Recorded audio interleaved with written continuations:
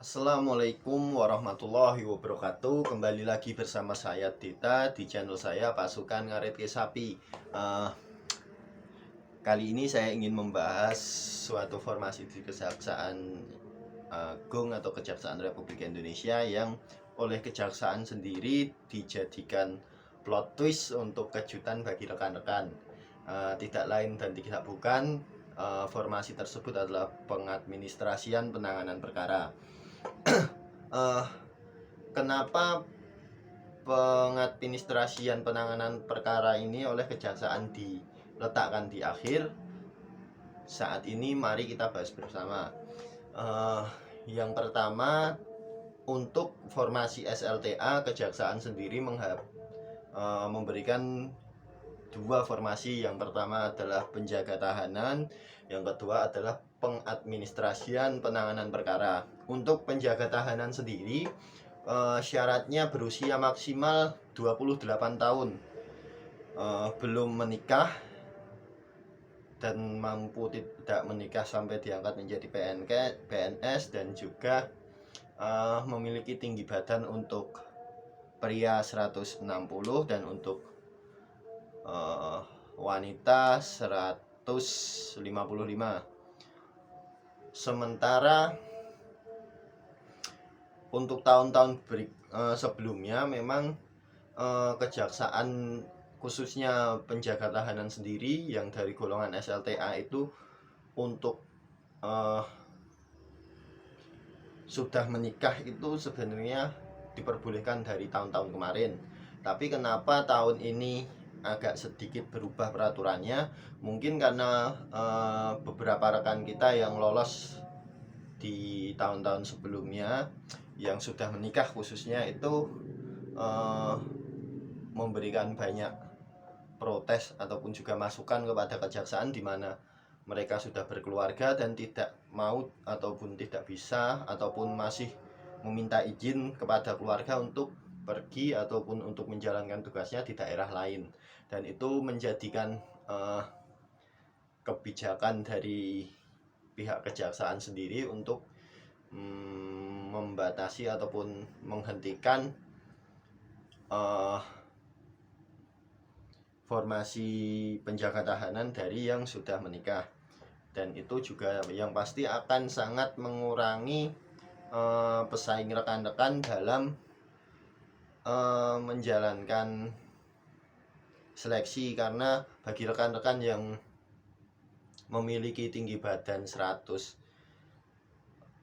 untuk pria dan 155 untuk wanita, belum menikah dan juga berusia di bawah 28 tahun, akan lebih sangat memiliki kesempatan untuk mengambil formasi ini daripada formasi satunya, yaitu pengadministrasian penanganan perkara. Yang jelas karena persyaratannya lebih sedikit, pelamarnya juga akan lebih banyak.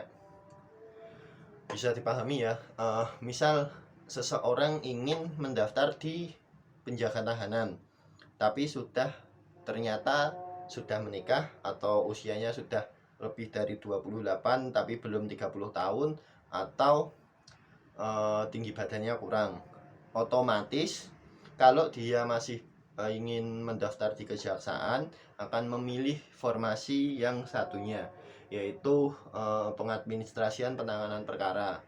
Yang itu berarti kesempatan rekan-rekan untuk mendaftar di penjaga tahanan ini lebih tinggi daripada pengadministrasian penanganan perkara. Jadi menurut sebagian orang mungkin ini memang kabar yang buruk, terutama untuk rekan-rekan yang sudah menikah ataupun juga rekan-rekan yang berusia di atas 28 tahun.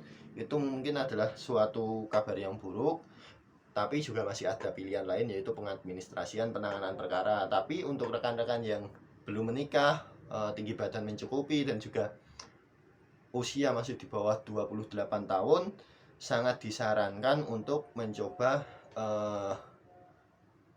penjaga tahanan ini. Oke, itu untuk yang penjaga tahanan. Sekarang kita back to the balik ke topik utama, yaitu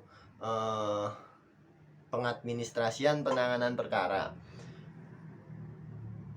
Mungkin rekan-rekan ada yang bingung, kenapa ada pengadministrasian penanganan perkara dan ada yang satu kalau tidak salah dari diploma 3 itu pengolah data perkara. Jadi untuk pengolah data perkara sendiri itu memang dikhususkan untuk minimal sudah pernah mengikuti jenjang diploma. Karena apa? Rekan-rekan akan dipaksa untuk langsung berhubungan dengan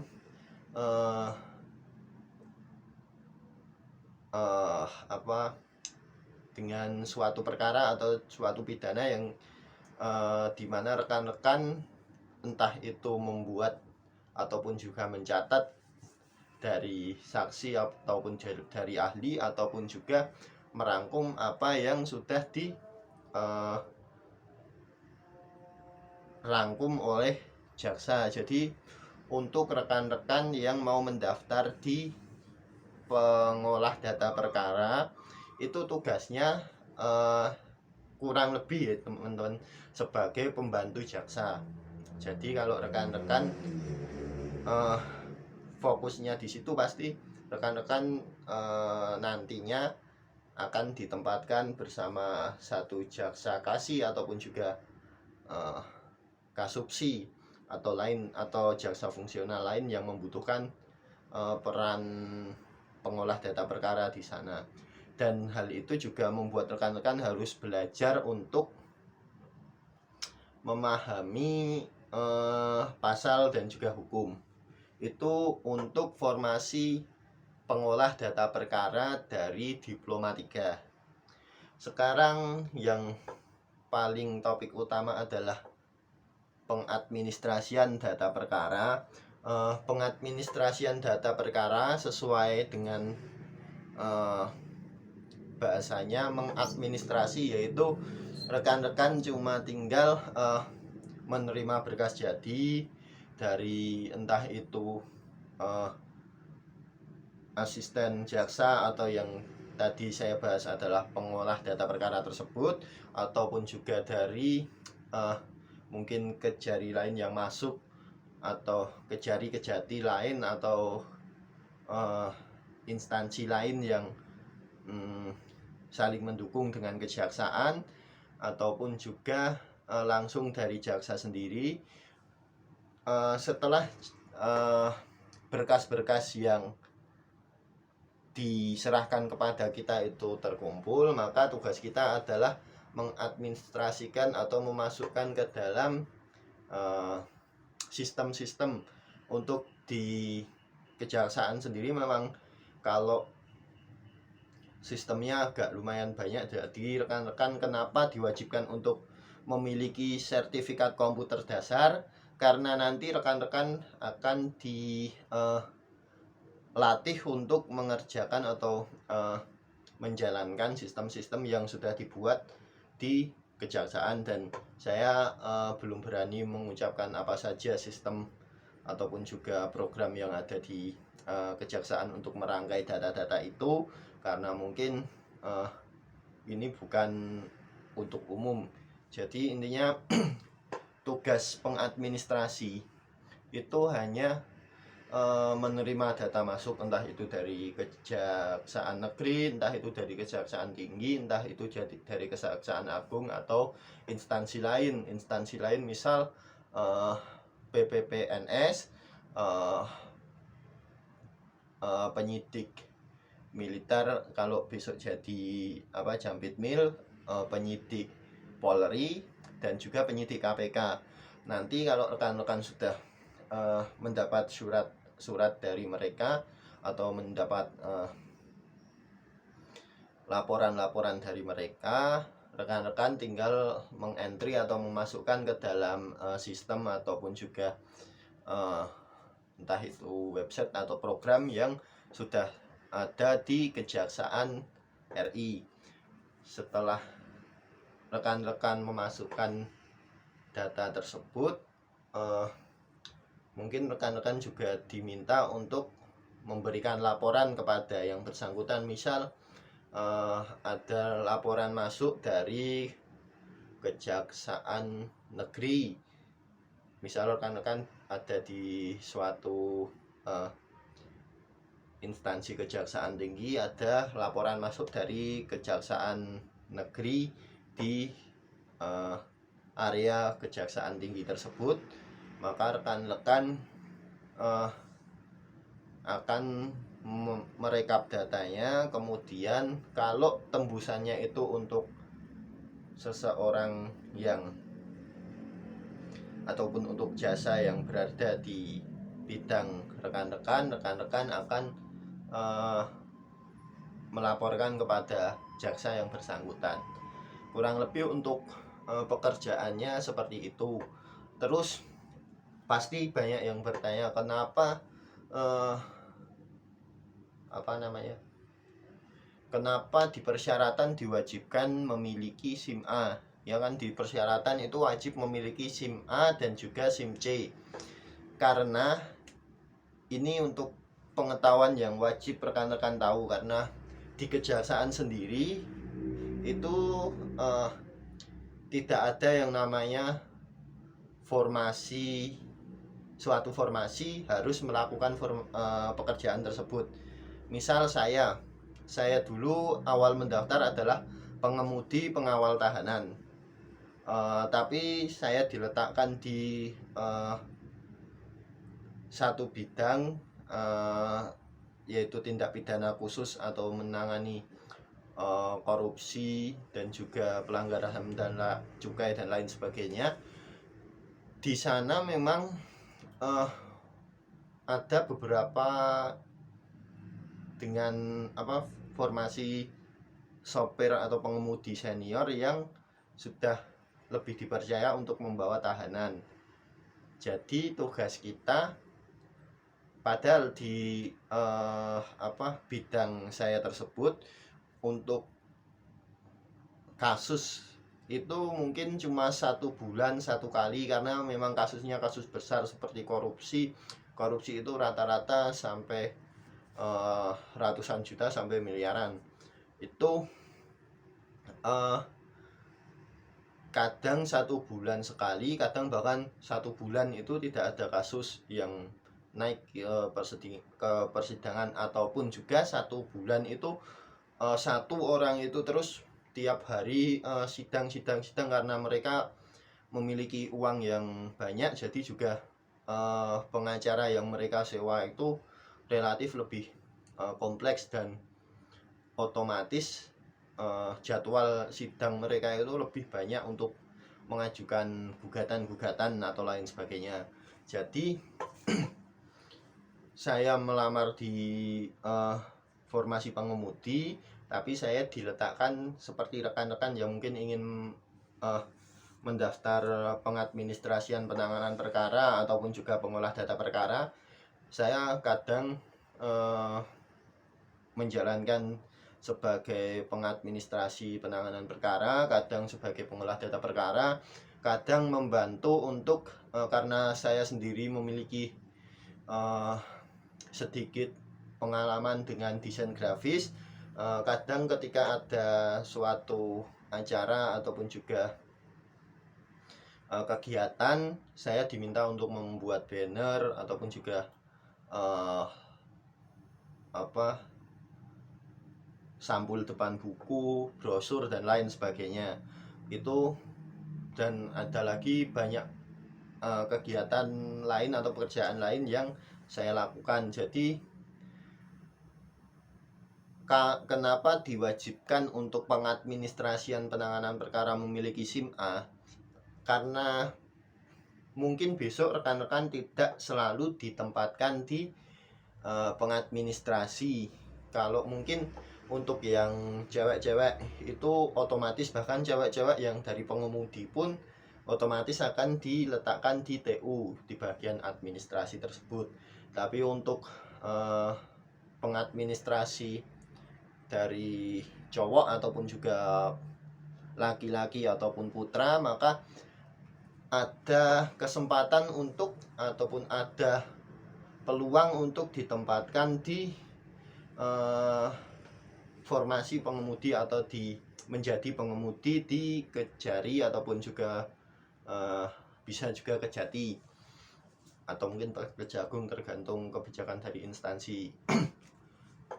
Jadi kalau ada yang bertanya kenapa diwajibkan memiliki SIM A dan juga SIM C, karena itu. Jadi rekan-rekan juga harus mempersiapkan kalau kira-kira benar-benar belum mampu dalam menjalankan mobil ataupun juga kendaraan roda 4 lainnya, karena besok ada mungkin mobil tahanan itu semi minibus, jadi lebih sulit dari mobil biasa, maka rekan-rekan diharap untuk sekarang berlatih dulu. Jadi berlatih untuk mengendarai mobil. Kemudian untuk seleksi pengadministrasian penanganan perkara itu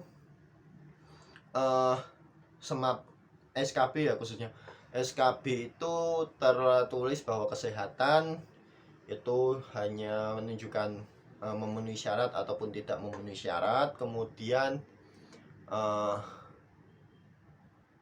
praktek kerja itu berhubungan dengan komputer, rekan-rekan itu bernilai 70%. Jadi ini kesempatan rekan-rekan yang memiliki kemampuan komputer untuk menunjukkan bakat rekan-rekan ada di sini. Kemudian untuk Semapta, nah untuk kejaksaan sendiri Semapta itu memang cuma sebagai tambahan karena kami bukan 100% militer. Kami memiliki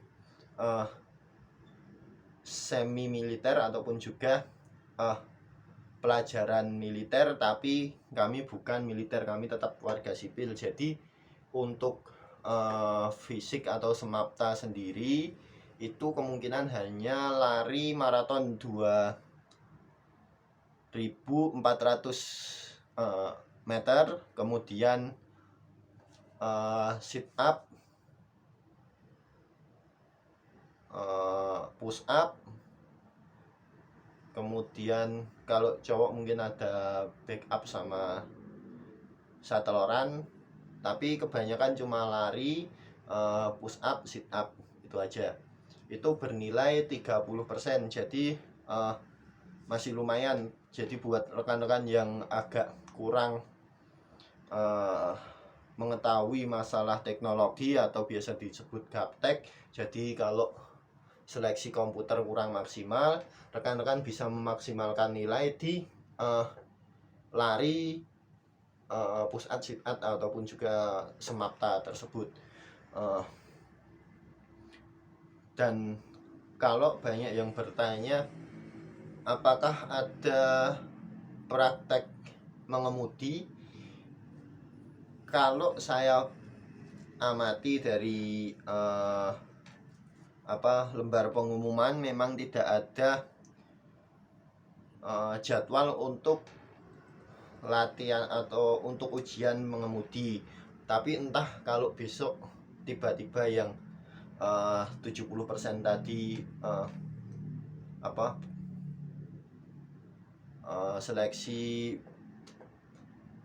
penilaian kerja itu ada tes pengemudi juga, kita tidak tahu. Jadi ada baiknya buat rekan-rekan untuk mempersiapkan semuanya secara matang di awal.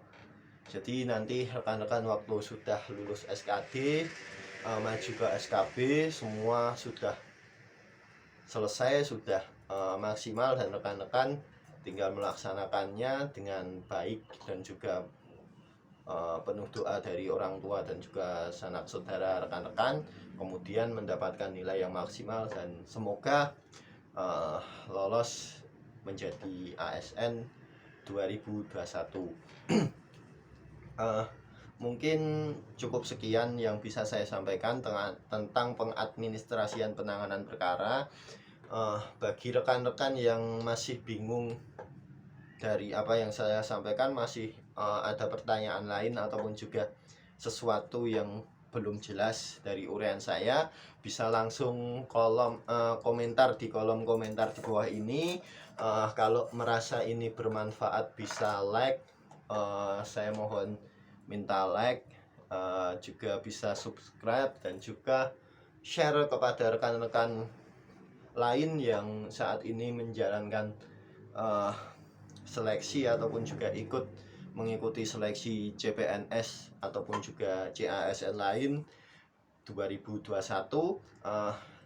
Besar harapan semua yang menonton video-video saya mendapatkan berkah dari Sang Pencipta. Semoga semua bisa mendapatkan hasil yang terbaik dan semoga apa yang rekan-rekan cita-citakan bisa tercapai. Mungkin cukup sekian yang bisa saya sampaikan. Ada salah kata mohon maaf. Wabillahi taufiq wal hidayah. Wassalamualaikum warahmatullahi wabarakatuh.